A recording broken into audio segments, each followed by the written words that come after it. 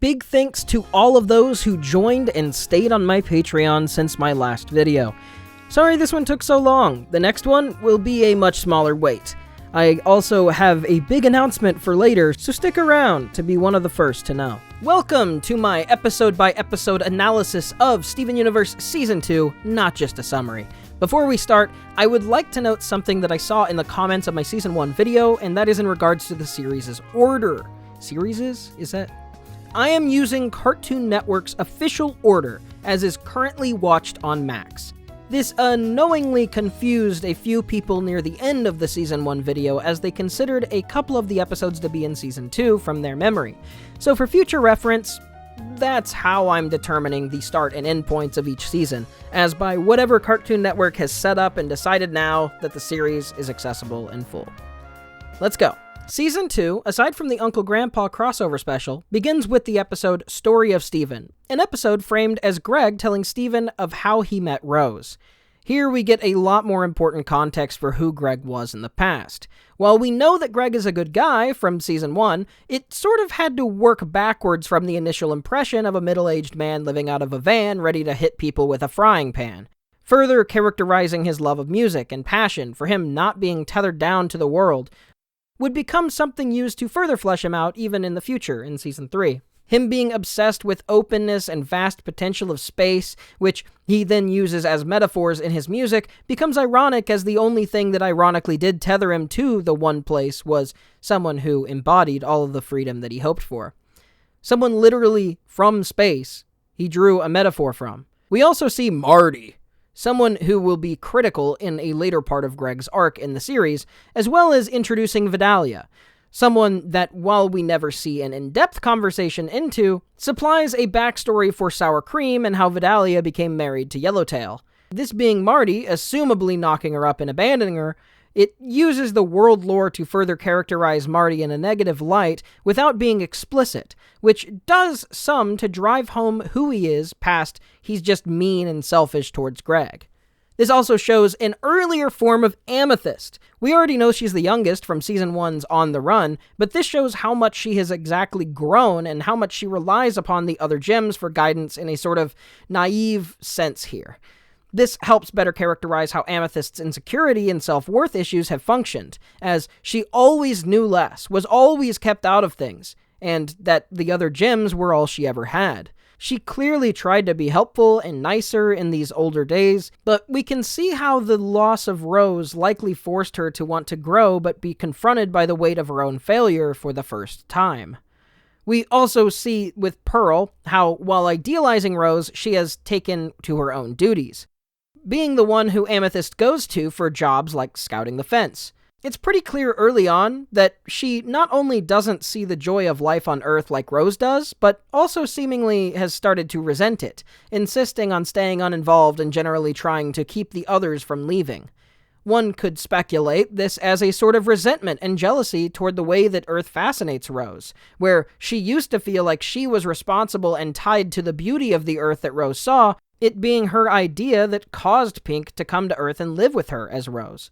We of course learn this later for greater context, but this sets up very nicely what, after losing Rose, will control her for over a decade as she resents Greg for taking Rose from her, and still struggles throughout the first couple of seasons with seeing human life as equally valid and worth protecting as the gems are.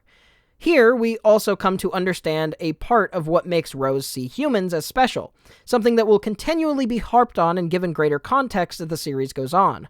This is the potential to change, constantly, with and without choice, to move in your own direction, to adjust, to rebuild. Gems form as they are, and change is something that they must choose to do, but humans do it all the time naturally. This gets emphasized subtly by Pearl getting jealous by saying, I can sing too, and Rose and Garnet smiling at her in a sort of knowing way. It's saying that singing and music isn't what Rose finds interesting about Greg. It's that he was born into a world that clearly railroads people in different ways culturally, but he wasn't made for any of those railroaded positions. He was personally directed in certain ways despite those things. As he says, he dropped out of community college to pursue music. It's not that Greg can sing, It's that Greg decided for himself what he loved and went against the grain regardless of possible consequence because he knew what he wanted to do and what made him happy, despite society pushing him away from it. To Rose, he literally embodies the exact thing that she set out for. Greg ostensibly represents everything Rose fought for in the gym war, and this shows how Pearl still fails to properly understand Rose's joy and intentions, even after all of these thousands of years. The episode ends then with Marty driving Greg out of town, even as he doesn't want to leave yet, Marty ignoring his pleas. He sings a personal song, but Marty says to sing something different. It's boring. It won't make money. Then Greg kicks Marty out of his van, takes control back of his life, and drives back to Beach City to see Rose. It's like Greg realized that even when choosing his own life path, he was still being railroaded into the way that people are supposed to live in an unconventional lifestyle. That even when veering so far into his passions and what he loves, that people are still trying to push him into the normalized idea of that thing that he loves, without considering his feelings. This serves as the last penultimate moment to cement the strength of Greg's character in emphasizing the traits that Rose has held so dearly since she arrived on Earth. Upon Greg coming back, Rose tries to ignore him, even voices how his life is so short and he deserves to pursue what he wants before Rose is floored by Greg stating that he isn't giving up. He made his decision. He wants her. Episode 3 is Shirt Club, a much less heavy episode in regards to expanding the characterization, but one that wraps into the story in an important way regardless. We see the relationship between teenage Buck and his dad, Mayor Dewey, as a sort of parallel for the relationship between Greg and Steven, with Steven loving his dad and Buck being embarrassed of his own. Buck sort of channels some of his own resentment toward how he used to look up to his dad into making a joke shirt out of sincere drawing from Steven made for Greg. Steven gets back at him by making shirts with Buck's old pictures of Dewey, which rekindles old feelings and grows Buck and Dewey closer together, something that we will also see in a future episode, just briefly. There's a little bit of a side lesson on how we can't control how people engage with our art, and the best that we can do is try to make our intentions clear. Something that aged especially well, considering the amount of bad faith videos made on Steven Universe in the years that came after this. Lastly, this sets up Buck as having access to screen printing supplies and lots of experience in making shirts, something that comes together with Sadie Killer seasons later.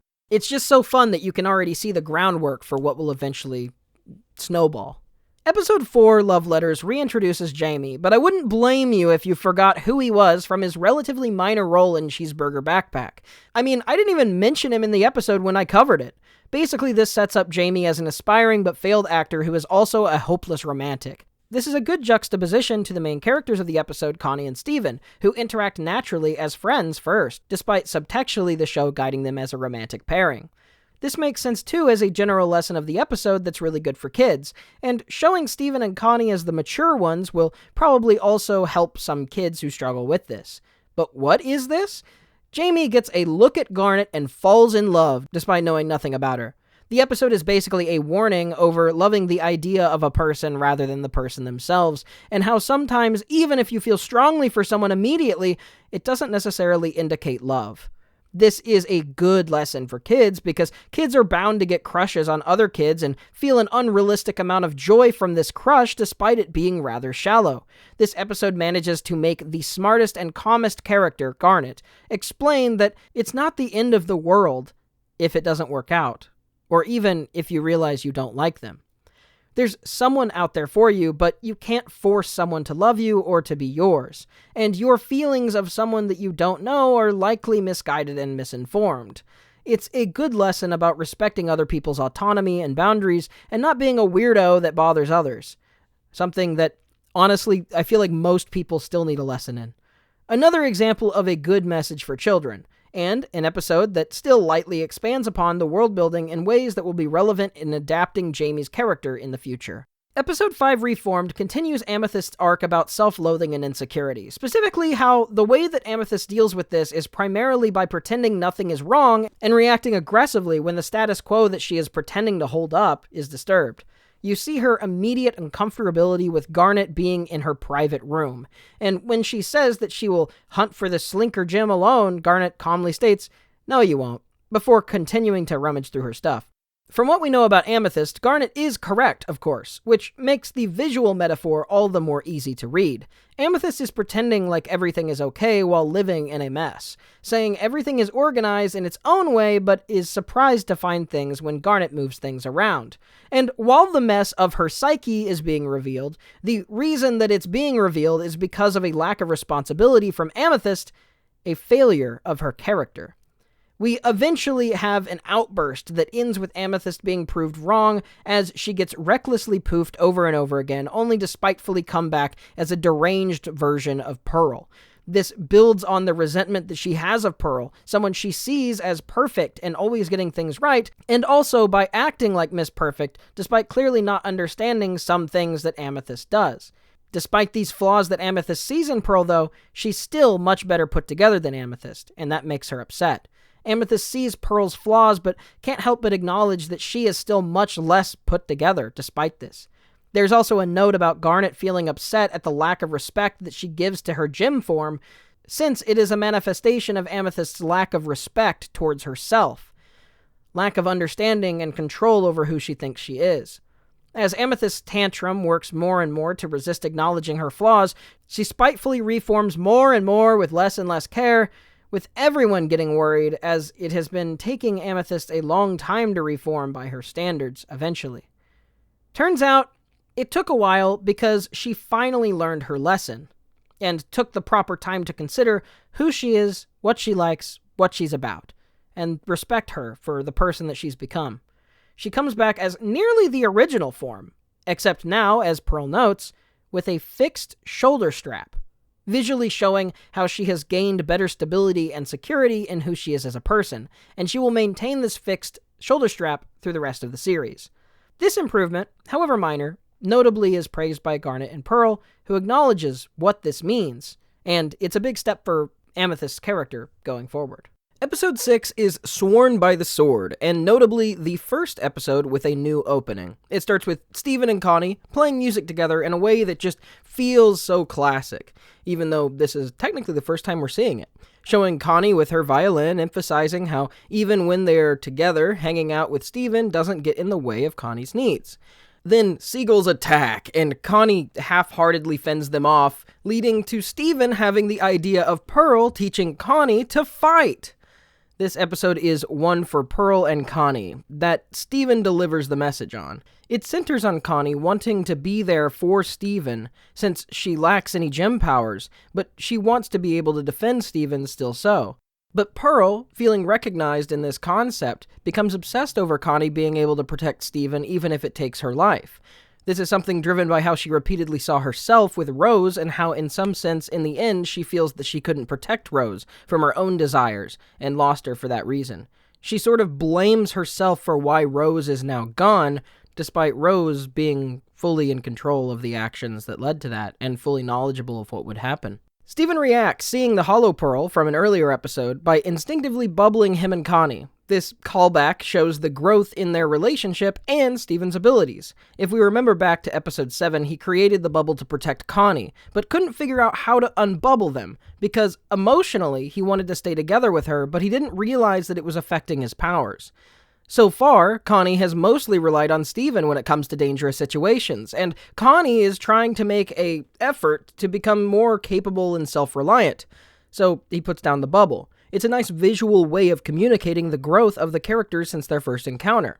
Steven, with better control over his powers and feelings, is able to drop the bubble immediately. Pearl's song in this episode is one of my favorites, honestly, and uniquely is one of the only songs which is actively framed as the opposite of the episode's message. Pearl's sense of heroic devotion starts to cause Connie to focus wholeheartedly and adopt her toxic mindset. She first rejects the juice that Steven offers, and eventually is surprised at Steven even coming to practice to see it. Steven is starting to see how extreme this one-sided devotion is getting, and tries to find a way to talk to her. It's difficult because nobody is doing anything bad, technically, except towards themselves. Everyone is trying to act in a way that helps others, but is taking it too far. Pearl with her regret over Rose and her feeling of inadequacy, and Connie being just a weak human who needs to hold her weight against the immortal space beings. Connie is even told that she's nothing, that she must become nothing, and Steven must become everything. Steven gets through that it's not only easier, but it's also more right that they work together. It's not healthy for someone to become someone else's shield. If possible, they should work together to protect what they think is important. And that's not some vague idea of destiny, but the relationship that they have with each other. Something tangible. A relationship is something both people have to fight for. He asks if she will share this jam with him, of course being a callback to the start of the episode, and Connie and Steven work together to defeat the Hollow Pearl. Pearl reacts with a Freudian slip. Why won't you let me do this for you, Rose? Showing that she has internalized Rose's value for so long that even after becoming her own gem, she has failed to internalize her own value as something worth protecting next to Rose. Or even next to a form that Rose has taken. That even against Rose, and now Steven's wishes, she continues to do things neither of them want out of a feeling of duty to protect them. This frames the relationship early between Rose and Pearl as one where Rose tried to do things herself and leave decisions up to Pearl, and Pearl tried to restrict Rose out of fear that she didn't realize her own importance. Pearl is ultimately the one with a lesson to learn between the mutual relationship of Connie and Steven. It doesn't matter if Steven sees Connie as an equal if Connie treats Steven as a superior while ignoring what Steven actually wants. This system obviously doesn't benefit Connie, but it also doesn't benefit Steven even if he did like it. Connie asks if Rose made Pearl feel like she was nothing, but Pearl responds saying, Rose made her feel like she was everything, re-emphasizing again that the issue came from a personal issue of self-worth that Pearl internalized and refused to value herself, despite the one that she loved most valuing her among the highest. This is the introduction to what will be Pearl's arc through this season. This comes down to you not getting value out of what you can do for others, but who you are. You need to find value in yourself before you can find your value in others. A complex but good message for kids, that their value doesn't depend on how useful they are. A lot of kids feel unloved or unwanted, and being told their value doesn't depend on the treatment that you receive or how you were seen in the moment is really important. Lastly, we also get more lore building with the Gem War and some brief glimpses and details from Garnet, mainly about how Rose went onto the battlefield and risked her own life fighting for the world, even when Pearl thought that she was too precious to be personally put in danger. This characterization will be important as we continue building an overall image of Rose. The feelings of individual gems can be inaccurate, but the actions can't be denied when it comes to Rose, and her fighting on the battlefield and refusing to let others fight her battle for her shows her dedication and priorities to what she valued in Earth, in the same way that giving herself up to Greg to form Steven was. Episode 7, Rising Tides, Crashing Skies, is mostly Ronaldo poorly interpreting and summarizing the plot of the show thus far in a bad homemade documentary format. We get some more info on PD prioritizing the family business more, and a few of the Beach City residents being interviewed. Ronaldo, as someone who is obsessed with the weird, realizes getting rid of the weird will make his life feel null. There's a few things you could maybe draw out of this episode, but it's probably like top 3 least substantial episodes, and one of the only ones that I don't much value personally. While I'm trying to give an accurate and fair analysis of the series, I just genuinely don't have a lot to say about this episode. Episode 8, Keeping It Together, reintroduces the search for Peridot. We also see Garnet affirming Steven as an equal member of the Gems when she says to come with them. Steven initially stays before realizing she meant him as well. They find Peridot before she manages to escape, but they find what Peridot was working on, keeping up tabs on fusion experiments done to gems shattered in the Gem War. Before Steven and Garnet find them, Steven makes an astute observation. He asks if Ruby is the brawn and Sapphire is the brains, and almost seemingly by luck, he mostly gets it right.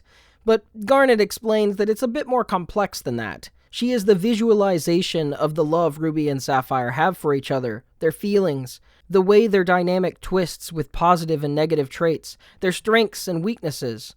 Imagine you consult Ruby and Sapphire to give a unified answer for a problem.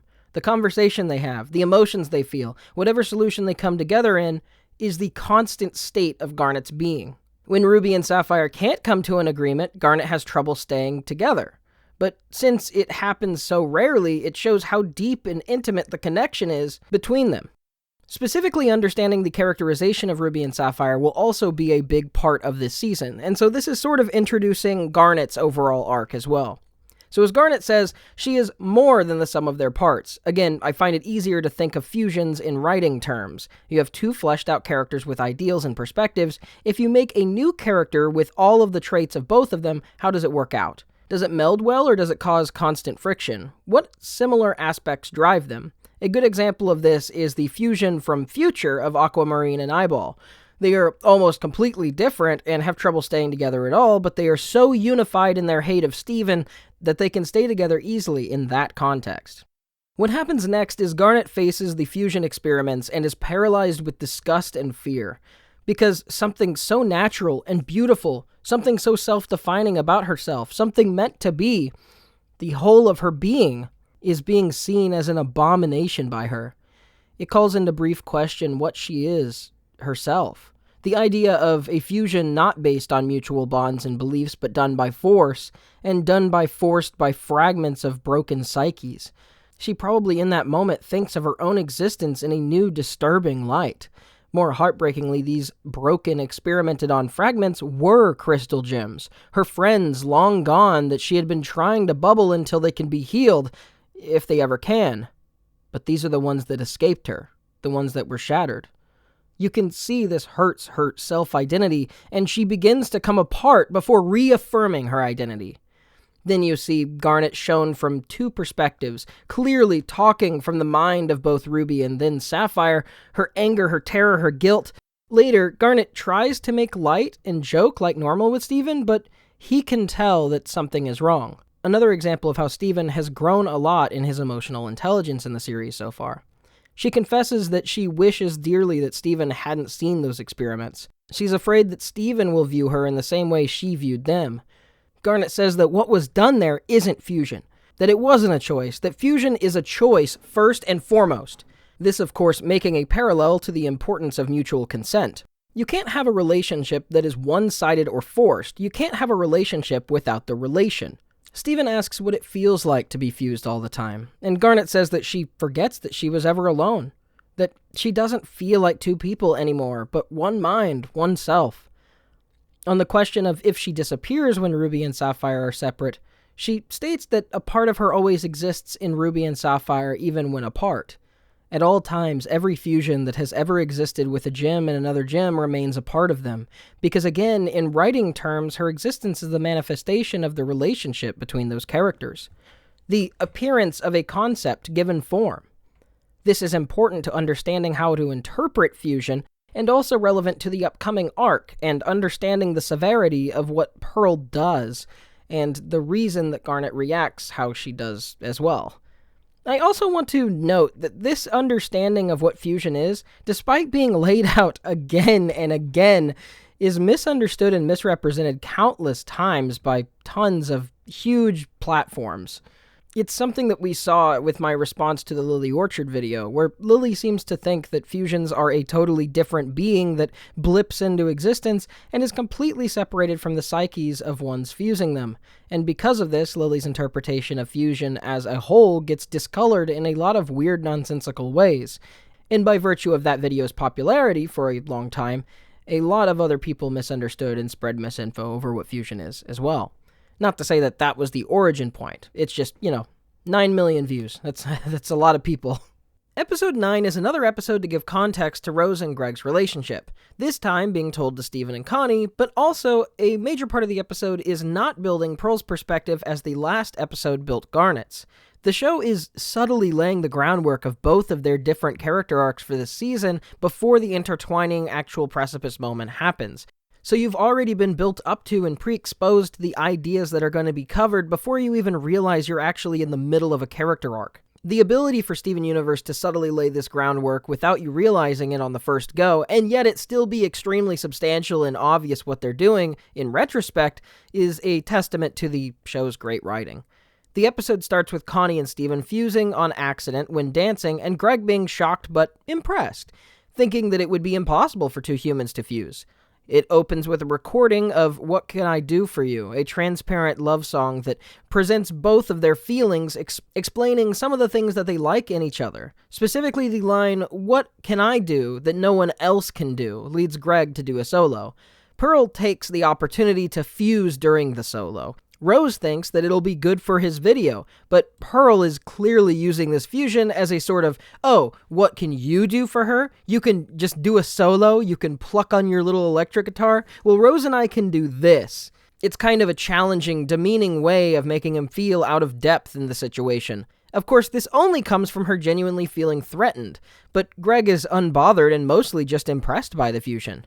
Once Rose leaves, Pearl confronts him, telling him he's just a phase, and that he's just a novelty to Rose that will pass, and that she knows that because they can't fuse. Pearl has some reason to believe this is true. After all, she's been with Rose for thousands of years, going through many phases and interests, but it's also clear her intense jealousy is because she thinks things are different this time and is trying to assure herself, and also projection over the idea that she might have been a phase, at least in her own mind. Cut to Greg later that night, reviewing the video and trying to dance like in the video. Garnet tells Greg that she thinks it can work. He can fuse with Rose, but he can't do it like dancing with Pearl. He needs to do it his own way. Fuse his own way. That inventing yourselves together is fusion. The honest moment where you meet in the middle and understand each other, where you act as one. This is once again making it clear to the audience that fusing is not a literal magic thing, but more so a narrative contextual beat that explains the relationship between characters. Being on the same page, understanding each other, is fusing. You don't have to physically change to do so.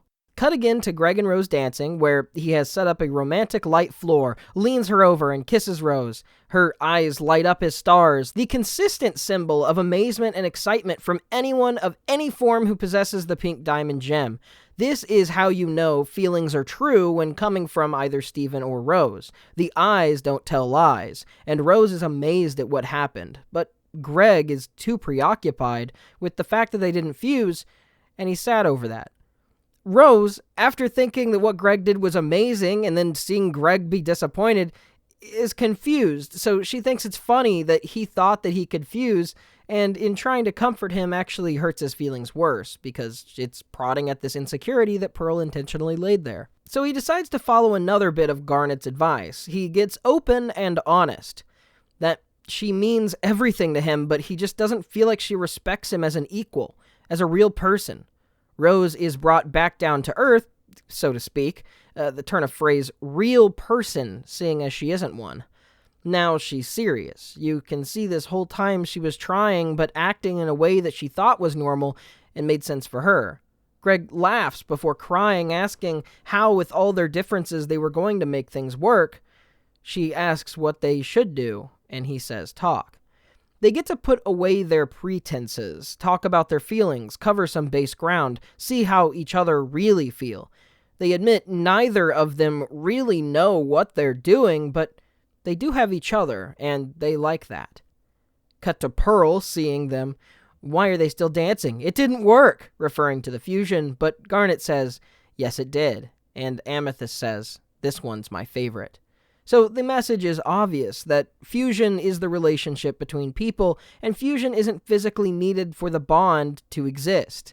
There is also some subtext about unconventional relationships and the various abstract things that may stand in the way of a conventionally normative relationship standard. The most obvious ones being people who are infertile, asexual, or who are homosexual. A lot of the time people see relationships as a course of reproduction, of having a family by itself. That the reason people live is to reproduce and pass on their lineage.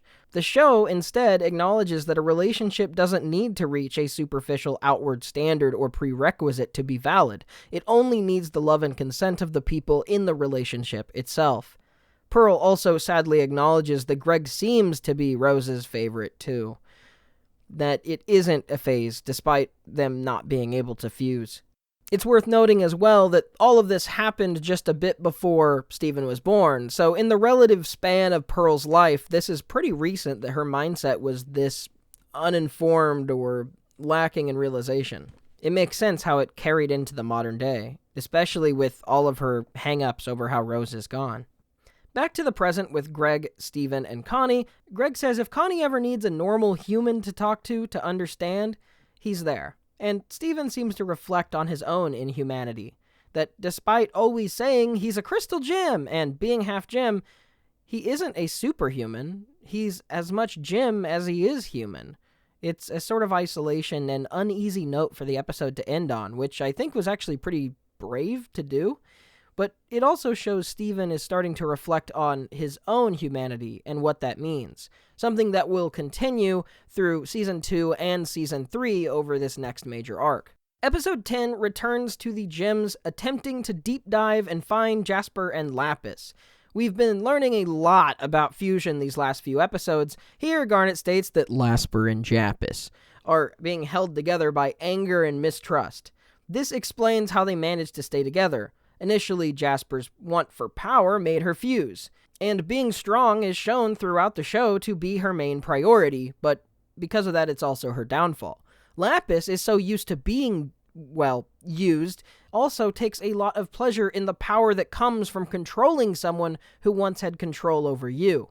The similarity in a want to feel powerful binds them together, and the mistrust and anger they feel for each other keeps them fused in the need to want to have that power to stay in control. Steven needs to rest because, he's part human, but despite the gems not sleeping, he insists that it would be better for their nerves to try sleeping as well, and Garnet actually agrees, but only for Amethyst and Pearl. Pearl wants desperately to be helpful and useful, but Garnet shuts her down. This episode sets up one of Steven's powers that will grow more and more as the series continues, the ability to communicate with the psyche of others while asleep. This first time is by accident, as Lapis keeps appearing in his dreams. Steven starts intentionally seeking her out as the dreams go on, and Lapis says that she has to stay concentrated to keep them fused, to maintain her control of the situation. Steven, after all, makes her feel happy and anxious for his safety. She trusts Steven. He's basically like a crowbar to Lapis and Jasper's fusion. He wakes up a second time, and Pearl has managed to fall asleep, but is broadcasting her dream through her Pearl. She is dreaming about Rose, but it turns into Greg. It's very funny. It's a good joke. The third dream, Steven stays in to intentionally ascertain details. We see that Jasper and Lapis are constantly fighting for the control over Malachite. She tells Steven that she wants him to stay away and that she wants to keep Malachite fused so that she can do something for Steven, because she wants to be the one to help, not just the victim. She doesn't want to be someone who's always being helped and pitied all the time. This is a good lesson for kids, that even if you feel guilty or feel like you are always relying on others, that you should never feel embarrassed to seek out help, especially if people are already offering and caring about you. There is no reason to feel guilty when other people care about you. You are worthy of love, and it doesn't make you weak to accept help. Garnet says a pretty good line as Steven gets stressed over it. Like the gems were at the start, she says, "I know you're worried, but we can't do anything now, so we need to take it easy." This stoicism is something that we saw near the end of Season 1 whenever they found out the transmission on the TV. This is also a good tidbit of advice, as a lot of times it's easy to feel overwhelmed when problems loom over your head, but you shouldn't stress yourself out if you can't affect them. Only worry about what you can fix and focus on that. Things out of your control aren't worthy of the mental energy. Tackle the problem in front of you rather than worrying about the ones out of reach. Episode 11, Cry for Help, combines many of the building concepts of what fusion is, how it operates, and how the characters feel about it in fruition, while also tying back to the Peridot plot. As incredibly multi-layered and compact as the use of the storytelling is, Peridot, having lost most means to do her job, attempts to fix the global communication system so that she can get in contact with the diamonds, and so the crystal gems go and break her plans, obviously. When it comes to breaking it, though, Garnet shows that she feels some regret about how Sugalite acted when she fused with Amethyst, showing even after all of this time, the results and who Ruby and Sapphire become in certain fusions are important to them, because they hold their fusion with each other so intimately. Because of this, she chooses to fuse Sardonyx with Pearl instead, and you can see that Amethyst is a little disappointed. Pearl is so excited about this that she begins to cry, stating even that it had been such a long time. Since Rose left, the only person she really had to fuse with is Ameythst, and since Amethyst and Pearl rarely see eye to eye, it doesn't normally go well. So Pearl, who once thought that she was special in her fusion with Rose, lost Rose to someone who couldn't fuse, then lost Rose altogether with Steven's birth. Amethyst and her never bonded on that level, and for undescribed reasons, Pearl and Garnet haven't fused for, quote, too long. We also see how overjoyed she is after the fusion is done, with an extra bit of characterization from Amethyst, someone who resents Pearl for her control and precision, and what Amethyst sees as the strengths that she lacks. It then also is to note that unlike Sugilite, Sardonyx stayed perfectly within control, contributing to Amethyst's self-worth issues and insecurity. You can see that on her face in the episode. This is really good because, as stated in Reformed, Amethyst doesn't like admitting or vocalizing her feelings, so a lot of things building in Amethyst's arcs happen in these sort of small moments throughout episodes, until they reach a breaking point. That building is what is shown here. Cut to a new day, Amethyst is feeling bummed as the signal returns and they return to break it again, with Garnet and Pearl fusing again. Amethyst gets a short song about how she forgot how much she misses being fused, and that for earlier Amethyst, she had to use Garnet to make her feel strong, something that she doesn't care about now, likely because of the growth that she's shown in Reformed in accepting who she is more broadly. This also, though, foreshadows and parallels what will become the central conflict of the episode, and the want to show Garnet that she has grown as a person causes Steven and Amethyst to stake out the tower to look for Peridot's arrival in advance, except it's not Peridot. It's Pearl. Amethyst and Steven don't understand, and on a new day are considering what she could even be doing, or maybe she's trying to study and see how it works when Pearl comes in and acts clueless. This makes it clear, for some reason, Pearl is lying to everyone, but Amethyst starts to realize, as Pearl's excitement over Sardonyx being fused is made clear again, that Amethyst and Steven interrupt her and let her know that they know it was her. Garnet drops her out of a feeling of disgust and betrayal, starting to go off on her for lying to her in order to fuse, and rightfully so. Amethyst, having struggled with the same insecurity in Season 1, actually steps in to try and explain why Pearl did it. Likely a rare moment that she feels that both her and Pearl may not actually be all that different in their insecurities. It also shows her growth on not prioritizing some of the resentment that she feels toward Pearl and exposing the truth for that reason, but because she genuinely thinks it's wrong and instead is empathizing with Pearl. A serious evolution on her character, literally almost unrecognizable from the episode 1 Amethyst, and it happened over such a slow, gradual, and natural progression of time. But Garnet isn't hearing it regardless, and understandably so.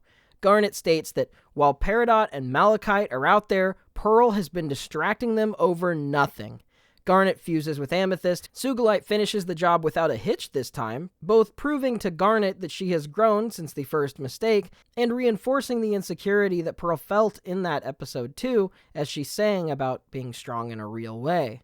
Now she has lost both, the raw power and the self-control. Amethyst now offers both to Garnet because she can't be trusted. For the first time, the shoe is truly on the other foot, and Amethyst is actually beating Pearl at her own game in a sense. And the episode ends with Garnet and Pearl just straight up not being on speaking terms. Keystone Motel picks up from Garnet's perspective where the last episode left off, with Greg offering a road trip with Steven, and Garnet, not wanting to be around Pearl, offers to come with. Greg catches them right after Pearl says sorry, and Garnet ignores her. Once at the motel, Greg goes to get a tunnel brush for his car wash, and moments later, Garnet's fusion splits apart over the inner turmoil of how Ruby and Sapphire feel. This is a good extrapolation on the things discovered in Season 1, and shows that the existence of Ruby and Sapphire will be used primarily to visually convey internal conflicts and relationship dynamics that are more strictly romantic. We have been seeing Garnet's focus and confidence waver on what she's recently seen and what she perceives as a manipulation of her from Pearl, which was a violation of her trust.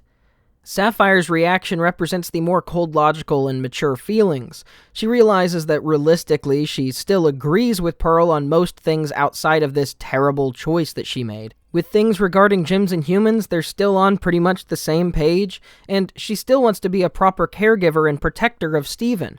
She doesn't want to leave the group because she would be alone, and who knows if they would survive without her.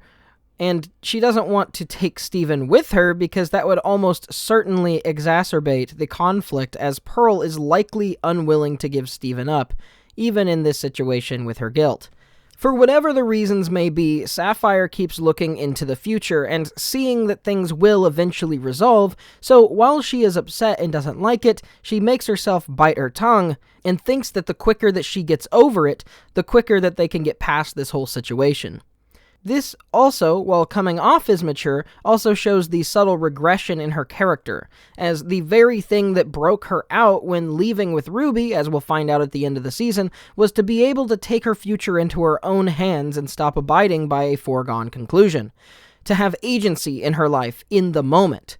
So, her putting on this mature face is really her retreating into a safe realm of certainty where she doesn't have to be the active character. Her ice powers, like Ruby's fire powers, are also extremely out of control despite her straight-faced, calm nature, conveying to the viewer and to Steven that she is very much not okay with the terms of how she feels, but is trying to squash those feelings down in her foregone conclusion.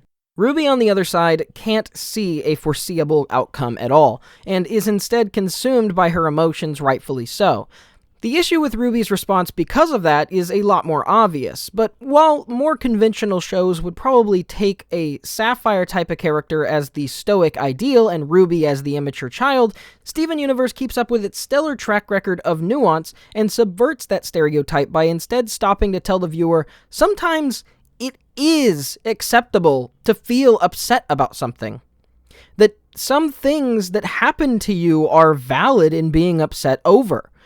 So it becomes more about a lesson of while you should seek possible solutions and resolutions to your issues, you shouldn't detach from the situation emotionally or delegitimize your real feelings in order to do that. It also provides additional commentary on relationship dynamics and how you should always listen to and consider the feelings of your partner. Be there for them if they are upset or need someone to rely on. I think most fans probably place this as one of the best episodes of the show, and the reasons for that are obvious. A central dramatic narrative with fan-favorite characters in a unique setting that then also has plenty of jokes thrown in. The narrative isn't complete, though. Only the resolution and understanding of the feelings between Ruby and Sapphire as they eventually come to face this negative feeling straight on together. Episode 13, Onion Friend, then focuses on Amethyst after the events with Pearl and Garnet, as she is now clearly upset and depressed by everybody not talking to each other, the only family she's ever known splitting apart not long, from her perspective, from Rose leaving them. This episode focuses on Steven selflessly spending time with Onion to allow for Amethyst a more natural and extended time getting reunited with Vidalia, affirming to Amethyst that while things may seem rocky, there are still a lot of people who care about her and other people that she can go to while things are rough. If it wasn't obvious already, we also get world-building expansion of Vidalia being the mother of Sour Cream and Onion, but Onion's biological father actually being Sour Cream's stepfather, considering the only time we've really seen Vidalia otherwise is in the Greg flashback when she was clearly with Marty. It's assumed that Marty is Sour Cream's dad, although not explicitly stated. So we get better subtext into that general relationship and family and everything. The episode ends with Vidalia telling Amethyst not to worry about the other stuff, that it'll blow over, clearly insinuating in their time alone that Steven didn't see that Amethyst was able to talk to someone in confidence and get things off of her chest. Something early Season 1 Amethyst would have most likely aggressively denied and fled from. Episode 14, Historical Friction, is about a Beach City play created by Jamie that is funded by Mayor Dewey, but Mayor Dewey keeps giving bad advice and requesting things that restrict the play and actively make it worse. Pearl, upon being screened with some of the things that he requested, gives info on the real founding of Beach City, as they were there before the humans were. We get some world building and lore, of course, of how they ended up finding the place that they're at. Dewey wants the main character to be perfect, without flaws, and have unlimited moral strength. This, aside from being false, is also not good character writing. Dewey is at first embarrassed and offended by the portrayal of Dewey as not understanding things properly and making mistakes, but at the end, when everyone claps and praising how cool Dewey's relative was in the play, he is confused. The lesson seems to be that you might think that you need to be perfect, but people will like you better if you be yourself. Or, having human flaws doesn't make you bad. It makes you more relatable to others and allows for connections. Then obviously from a writing point of view, giving a character flaws will always make them endearing and warm them up better with the audience.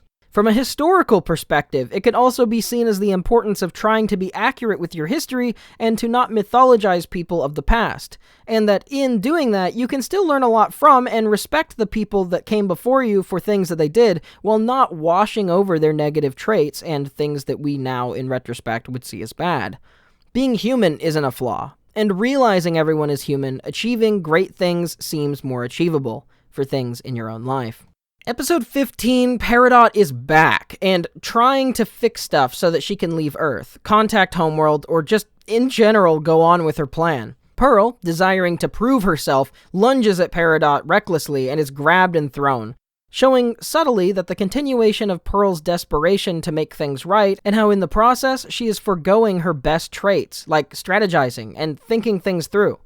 Garnet and Amethyst working together with Steven, and Pearl attempting again to prove her usefulness, looks one-mindedly trying to catch Peridot and running straight into Garnet, which allows her to escape. Upon returning, Pearl immediately starts on with her plan that will catch Peridot and doesn't acknowledge the fact that she literally got away because of her.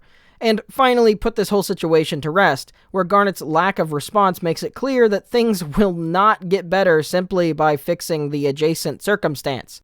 She needs to confront what she did was wrong and then truly apologize. She needs Garnet to have a reason to trust her. Pearl, in her pride, is still partially trying to avoid this. It's a continuing great play on the positive and negative traits of the characters and how they've interacted so far.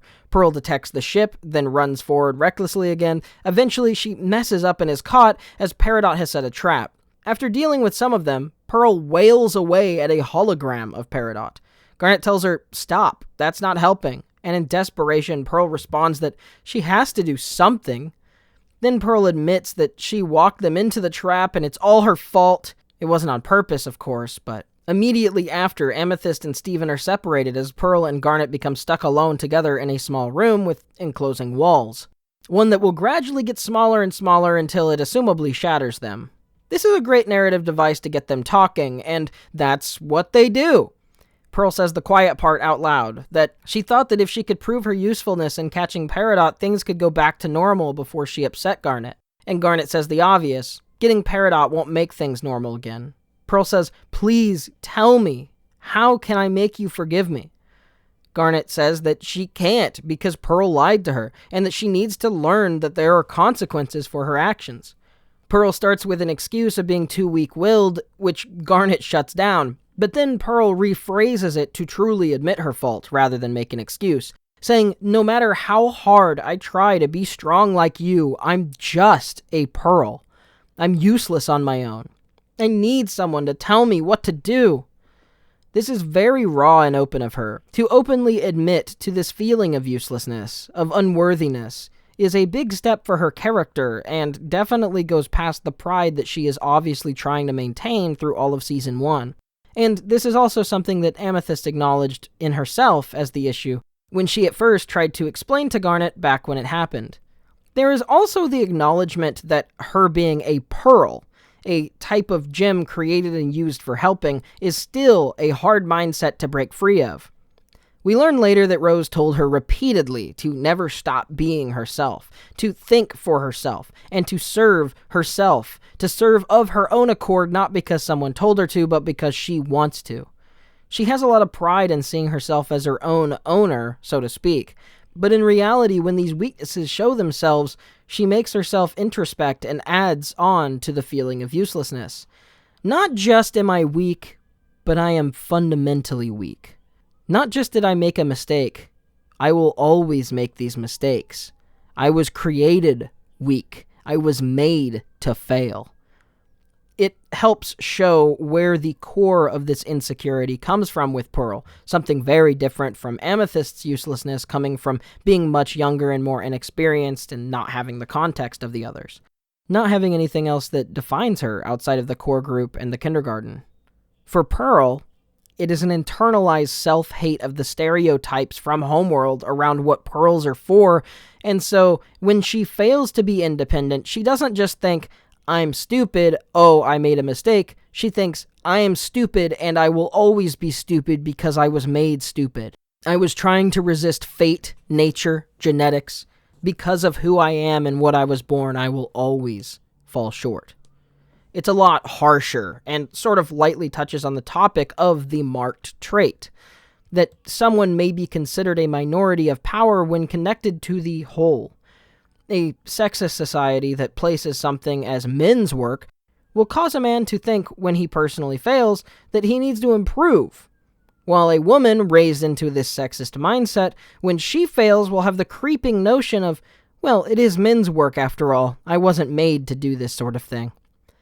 It sort of becomes a failure of one's genetic class rather than one's personal state or lack of improvement.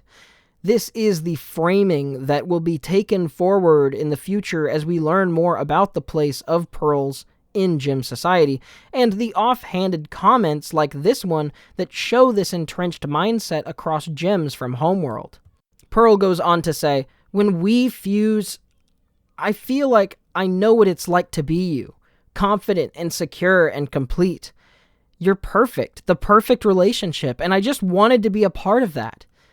Garnet realizes how Pearl has mythologized her in her own mind as this perfect thing, and so she tells her she's wrong.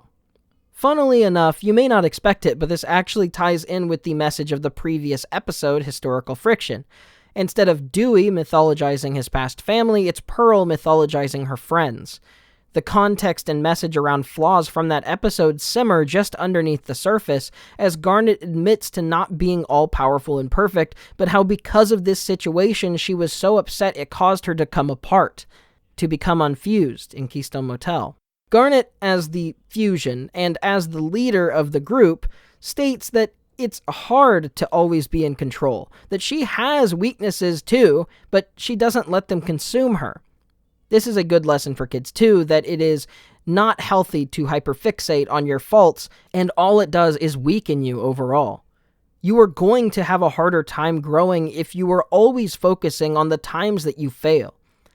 She says she struggles to stay strong because she knows people rely on her, and in that same way, she also relies on others like Pearl to keep her strong in ways she can't. This is about making Pearl see her as an equal. Instead of Pearl seeing herself as something lesser, instead of idealizing and romanticizing Garnet. They all have a part to play. Don't become envious, hyperfixating on others' strengths. You don't know what they're struggling with.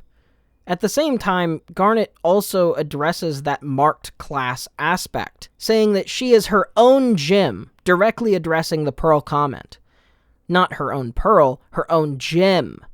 She makes the delineation to generalize all gyms as one, and following from that, she reaffirms you choose your destiny. Not me, not Rose, and not Steven. But she needs to be strong like that so that she can trust Pearl again. It's a great moment and seems to set Pearl straight.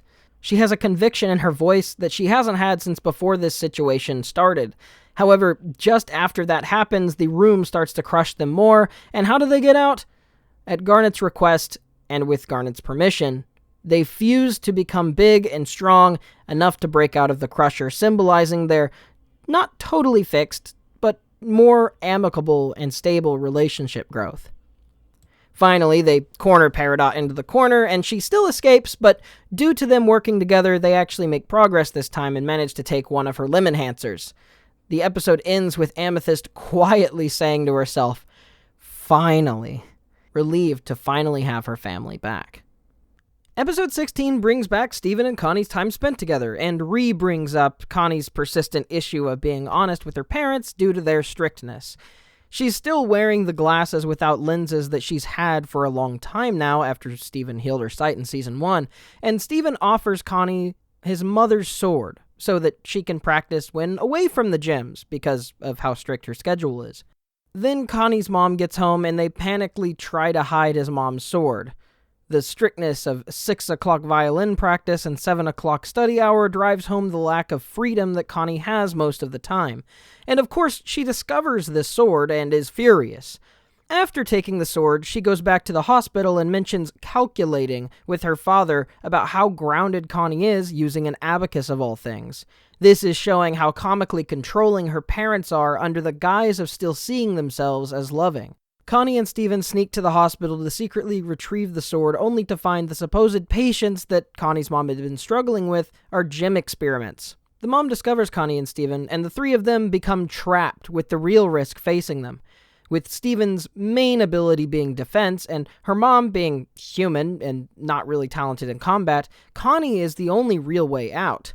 As things get more and more desperate, and Connie's mom repeats things like mother knows best and she never goes back on a rule, she eventually cracks. Steven steps in more directly to argue with Miss Maheswaran, stating that Connie is capable and knows what she's doing, but Connie's mom insists that she knows her daughter completely. This is the snapping point for Connie, hearing something so ridiculous and overconfident.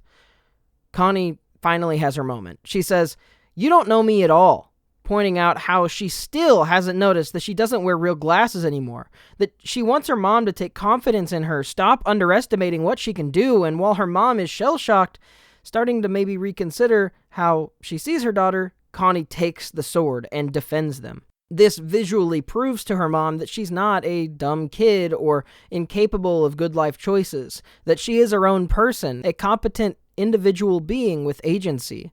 Her mom is clearly uncomfortable with things that she doesn't know or understand, but she also is controlling out of a misguided idea of the love for her daughter. Connie explains that she is sorry that she lied and kept things to herself, but she was afraid that her mom wouldn't listen to her or let her pursue what she wants. Connie's mom says that she just wanted to protect her, but as Connie has shown quite literally, she is capable of protecting herself. They have a really good conversation and hug it out, agreeing to be more open with one another. This episode is interesting because it feels like a lesson more for parents than for children.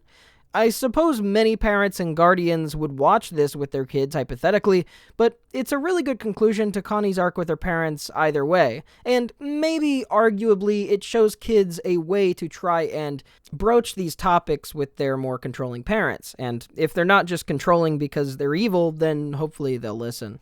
Once again, Steven Universe subverts hardline traditional concepts like an unbending respect for authority and following the rules, and instead embraces mutual understanding and freedom. She's still Connie's mom. Connie still loves and respects her. But her mom needs to give her more room to be her own person, too.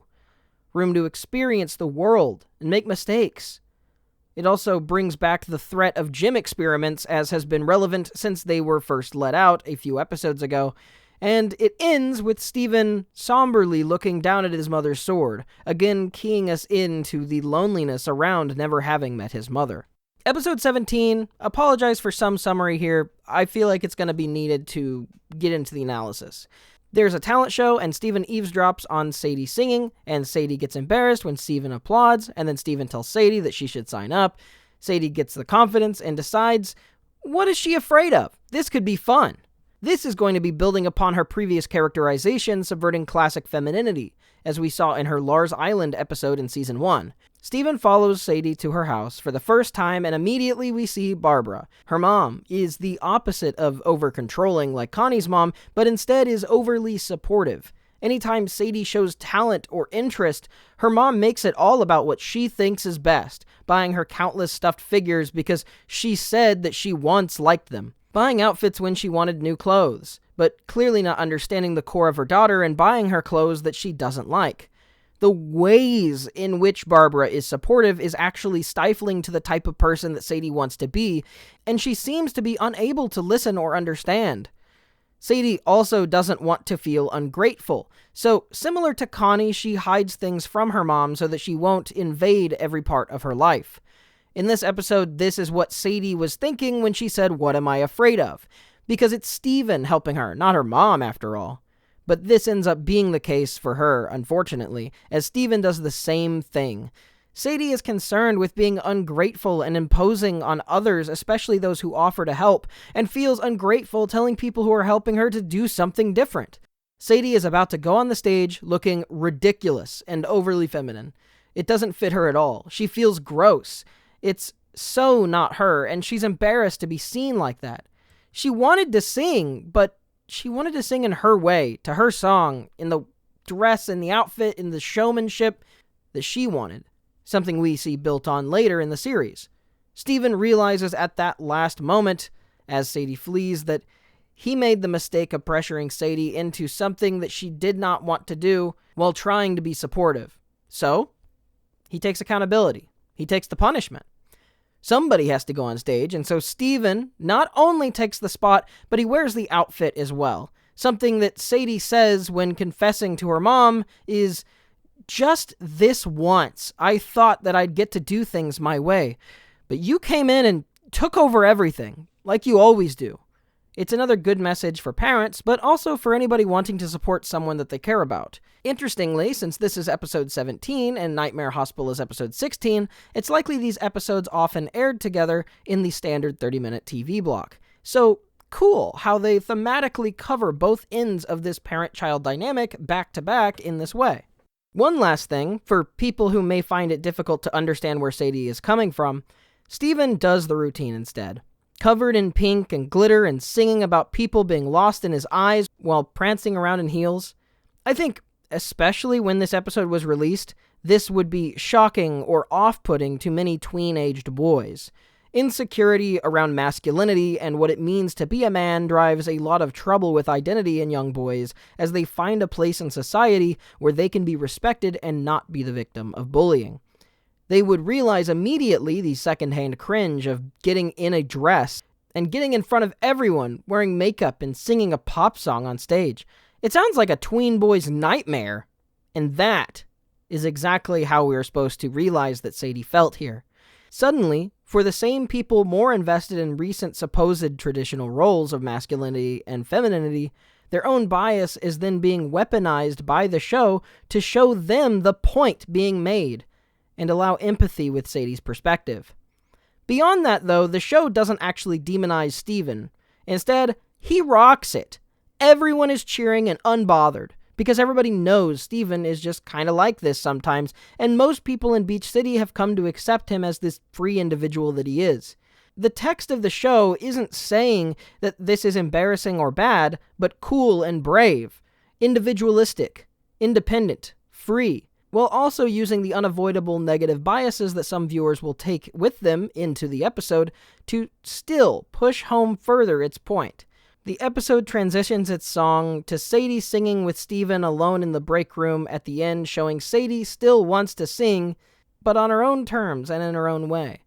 This episode is stellar and super underrated. It's such a tight 10 minutes that deals with so much character growth for Sadie and Steven, building on previously established world building and character growth, and also giving us an idea for what Sadie might want in the future as she eventually becomes Sadie Killer and the Suspects.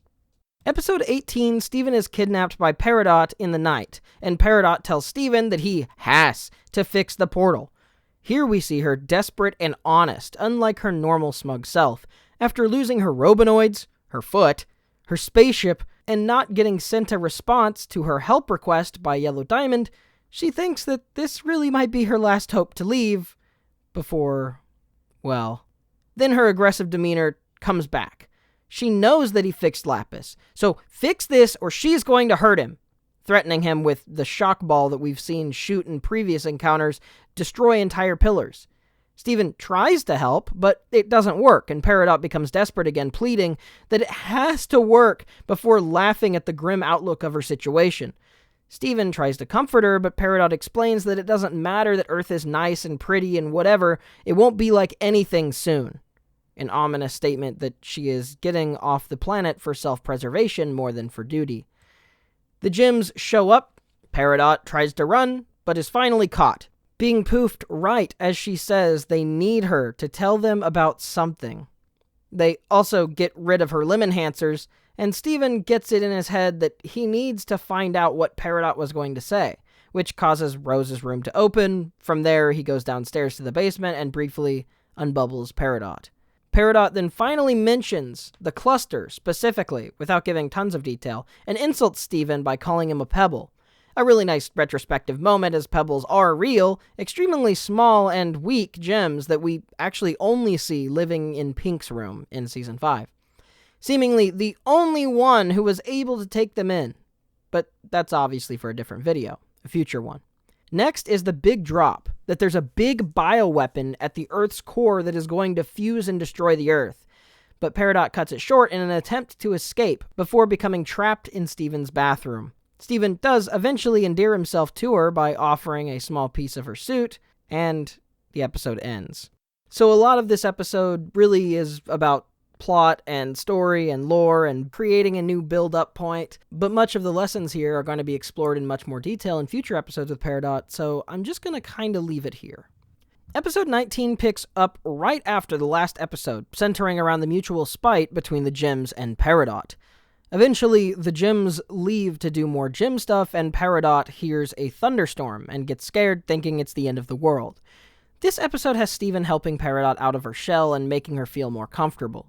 Peridot feels the rain for the first time and starts to understand the beauty of Earth, but more so, after that fact, she realizes that repeatedly she can trust Steven's words, that he is willing to help her and he isn't being underhanded or manipulative or trying to hurt her. Due to this, she finally trusts Steven enough to open up, but she still doesn't like the gems or doesn't want anything to do with them. So the goal that Peridot has here is to retrieve her logs with Steven's help to learn about the cluster.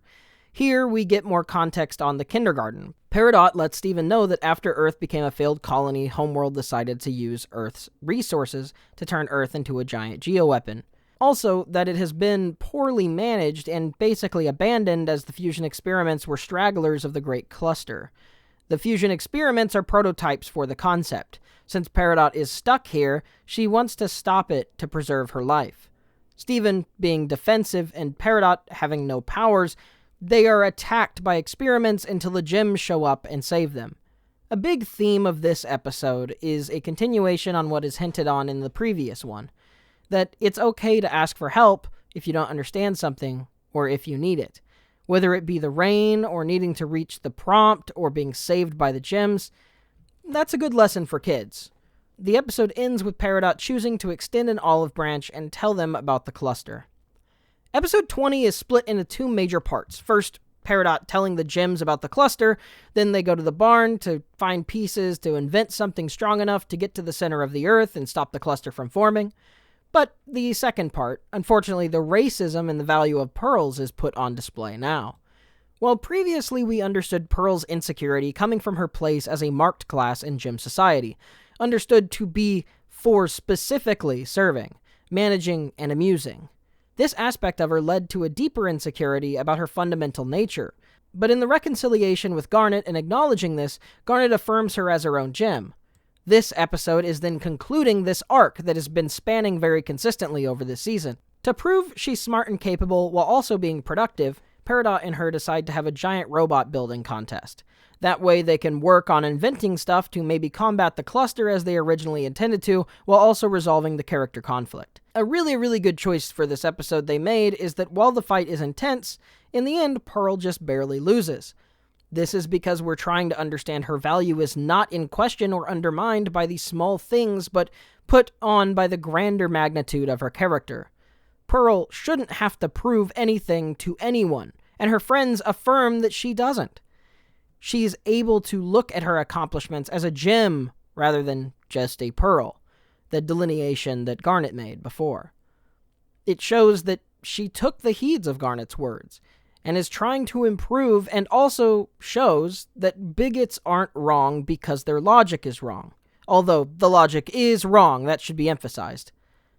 Instead, they are wrong because of the moral failing itself. It wouldn't suddenly be acceptable to be racist if the races were significantly unequal from one another, and people of perceived marked class don't need to prove themselves to bigots for them to be valid in who they are. By having such intense multi-round, seemingly never-ending competition, this reaffirms her ability by itself. Actually winning was never a part of it. Peridot doesn't understand this, though, as Homeworld follows a pretty cleanly might makes right attitude, even if the might is just barely enough to edge out and become winner. But the gyms tell her, well, this isn't Homeworld, it's Earth. In Steven's words to Peridot, if pearls are really like what you say, then Pearl isn't common at all. She taught herself to fight, to build things, and she works every day to be greater than she already is. That's not common. That's amazing. Later in the day, Peridot, in her awkwardness, attempts to extend another olive branch once more, and Pearl accepts as they go off to invent things together with what they learned. Peridot even mentioning parts of Pearl's robot that would be good for the cluster drill, and we actually see that once the drill is completed. This episode is so smart in covering the way that it deals with bigotry and the ways to respond to it. It's a really good delineation that honestly most things that cover discrimination don't tend to do, at least in popular media. Episode 21, we see Peridot with her tape recorder setting logs for the first time after Steven gave her one. This is obviously something that will be called back to in Season 3 and onward multiple times. Peridot also asks if Garnet would unfuse since it makes her uncomfortable. This introduces that other way that things are different on Homeworld, and another type of bias that she has, being from there. Because of Peridot's lack of knowledge of official terms for things, they find Peridot kind of funny and harmless. Yeah, she's hateful, but she's also dumb. They're laughing at her as much as they're laughing with her. Then Amethyst, Steven, and Perry leave for the kindergarten to grab the drill head off of one of the old machines so that they can make the drill with it. Peridot makes a couple jokes about Steven that make him embarrassed, then makes some jokes about Garnet Amethyst finds funny. They are enjoying this totally alien, pardon the pun, perspective on their group. Then Peridot talks about, as an Amethyst, she should be in charge since she outranks everyone, and Amethyst laughs at how bad of an idea that would be. This is a good moment because it also reaffirms the growth that Amethyst has made this season in seeing herself as an equal in the group. But then Perry tells her that she came out wrong and is short for an Amethyst, defective, which reignites some of her insecurity. Because she came out late, she spent hundreds of years alone. Suddenly, a part of the insecurity around her birth is also introducing info that makes her less valuable, apparently. You didn't just come out late and alone, you also did it badly. This reignites what Amethyst had already conquered. Consider this the parallel to Pearl in the last episode. This is Amethyst's opportunity to show strength in overcoming the insecurity of her character arc in Season 2. At first, she slightly backslides. She feels insecure. She doesn't want to talk to Perry anymore, being very confrontational and upset. Peridot, back at the barn, doesn't even understand what she did wrong. She's made these jokes about other people and Amethyst laughed along. This is a good lesson for kids because it's common to see elementary school kids trying to seek social acceptance by making jokes. This can lead to two bad outcomes. One is a class clown who gradually gets isolated and treated worse by their peers. The other is a bully who puts down other people with jokes that go, as the title of this episode says, too far. Being a kid, sometimes you don't have fine-tuned awareness to social acceptability, and depending on someone's neurotypicality, this could be something someone generally struggles with. So, in this episode, Peridot learns to understand people's boundaries and how not to be hurtful towards them. Amethyst, meanwhile, is still getting along with Pearl and Garnet fine, showing on some level that while what Peridot said upset her, it didn't actually cause Amethyst to regress as a person. The episode ends with Peridot trying to convey how she has difficulty communicating, but that for all her intent is worth, her goal was never to hurt Amethyst's feelings. Amethyst accepts the apology, and then it's worth noting that while this flares a new insecurity for Amethyst, it seems to be minor for the time being. This is because the show ends up using Jasper in the future to make her confront that insecurity in a literal way. The last episode of Season 2 is episode 22, The Answer, and it concludes this trio of character arc wrap-ups with a nice bow. Garnet wakes Steven up at midnight on his birthday to tell him about Ruby and Sapphire, how they met, as she promised the last season. This episode gives greater context to the dynamic that we saw in Keystone Motel, but with added context in world building. It introduces the para-whatever that the diamonds travel in, and Blue Diamond. We're given more context on the revolting reaction the other gems have to fusing of two kinds, something that was just tacitly barely brought up in the last episode, and just generally this episode is big on world building. We see how the impulsive emotionality of Ruby defied Sapphire's expectation, and therefore her prediction, and so while she resigned herself to death, the Ruby couldn't accept that and pushed her out of the way. This mirrors Ruby and Sapphire's reactions in Keystone Motel we saw earlier in the season. More so, it affirms what Sapphire sees in Ruby and what Ruby sees in Sapphire. They cover each other's weaknesses in a way, bring out the best in each other. Ruby is there to pull Sapphire out, and Sapphire is there to reel Ruby in. The fusion feels beautiful to them, so why does everyone treat it like it's ugly? Blue Diamond tells Ruby that she will be shattered for how she messed up the plan, and Sapphire grabs Ruby and runs, jumping off into Earth. Neither of them were meant to rebel, but these acts of kindness led them to doing so. They wanted to know what to do, what they're supposed to do, and that's much harder and more scary when they're no longer abiding by the pre-marked course laid out for them. So they, of course, want to understand what the fusion was like, now that they have the freedom to, and end up stumbling upon Rose and Pearl, to which they plead for their life. Rose says it doesn't matter how she feels about the fusion, it matters how they feel. Garnet, being confused, simply feels scared and confused, but also happy. Like, she wants this more than anything. Rose then says the name of the episode, that they are the answer to their question. Thematically, the themes paralleling forbidden romance and relationships would come to almost anyone's mind, whether it be interracial or non-normative sexuality. The malalignment of others based on race and sexuality are deeply ingrained to so many of the conservative-bent people in societies all over Earth. Here, they say the obvious that you would expect, but it's still a good message, that love is love. There's nothing gross or offensive of two consensual adults wanting to be together, even if they don't conform to the norm. A general pro-interracial, pro-non-normative sexuality message. And while Rose's words are given greater context later, I believe Rose's sentiment here is still framed in the episode as very positive too. That you don't have to justify being different. What matters is how you feel, if it makes you happy, if it's what you want. So the idea of being told that they are the answer is heartwarming. It also falls in with Rose's goal and ideology that we've been learning about and discussing the whole season, to liberate gems from oppressive, judgmental mindsets of Homeworld and allow them to make their own choices and be their own free peoples. And that is Season 2. Now, the human brain can't obviously congeal all of this information and synthesize it so easily. So, I did it for you. For the Cliff Notes, Season 2 is an unbelievably tight season of Steven Universe, with every episode thematically corresponding with ideas of redemption, trust, and self-worth. Pearl, Garnet, and Amethyst all get back-to-back episodes, furthering their arcs multiple times at both the start, middle, and end of the season. And the gaps between those episodes are still furthering their personal growth, but without centering them.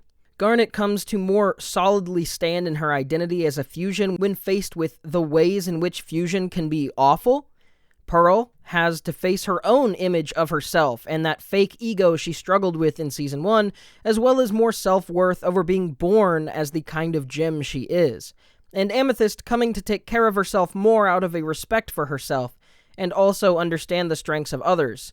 Thematically, narratively, even plot-wise, this season is a remarkable step up in consistency from Season 1, and the show has seemingly solidified its core points and goals. The introduction and gradual increased presence of the fusion experiments and the way that info was drip-fed as it became more and more tangible of a threat before the reveal with Peridot shows a natural mystery progression through the season with an excited escalation and threat. Lessons for kids about love and unintentional bias are also covered without a hitch. The characterization of Rose has also more than solidified the core ethos of both her and many of the things that the show stands for. The show just feels more intentional and focused. Steven's emotional intelligence is on full display as we get to see just how far he has grown from episode 1 of season 1, with Steven actively stepping in and solving problems because of his competency and what he thinks is right. Connie's slow burn arc in season 1 of getting out of her shell and becoming her own person is now fully realized. First, starting with the pitfall of deciding who you dedicate yourself to rather than having it decided for you, and then growing out of that in confronting her mother and fully taking control of her own life for her. Every major character sees a markable and specific improvement on their character flaws and struggles while not feeling overly resolved. Steven wrestles with his identity in the same way the other three do as well, with him only being half human, something that he is seen reflecting on quietly in both episodes around his dad and Connie's mom, something that is actually foreshadowing a major part of his upcoming arc in Season 3, and is the main thematic point of Episode 1 of Season 3. Season 2 is good. It just is. You would be hard-pressed to find a character-focused cartoon that hits this consistently for a 20-plus episode season of television. And now, for all of you who patiently waited, I have a big, surprising update to tell you all before properly going public with it. I don't even know how many of you remember that I said I was going to give a big surprise at the end of the video, but yeah, here it is. I'm working on a video game. That's right. I know Blender fairly decently, as you saw from my custom 3D animations last year in the other Steven Universe videos months ago, but I've gotten a lot better since then, and over the past couple months I've been learning Unreal 5 and working on a project. I can't show much now, but I may post devlog updates on Patreon if it seems that there is interest. I am modeling all of the assets myself, and I hope that you will show your support once I properly announce it in a few months' time. Also, I want to answer questions as a thank you to supporters at the end of videos, so either leave a super chat on this video with your question you want answered in an upcoming video, or send me one over on Patreon and Ko-fi, and I will get back to answering them in future videos. Look out, because I'm going to start Twitch streaming again soon as well. Persona 3 just came out, and I am very excited to play it, I still haven't, as well as other games that I like playing. Although, to be honest, I've mainly been working on my video game and working on YouTube videos this year. I've barely had time for games. Anyways, all of the links in the description, and thank you so much for giving me your time. Please leave a like and comment, help boost this video in the algorithm. I skid by on a fairly tight income, so I appreciate everything that I get. And I hope to see you next time.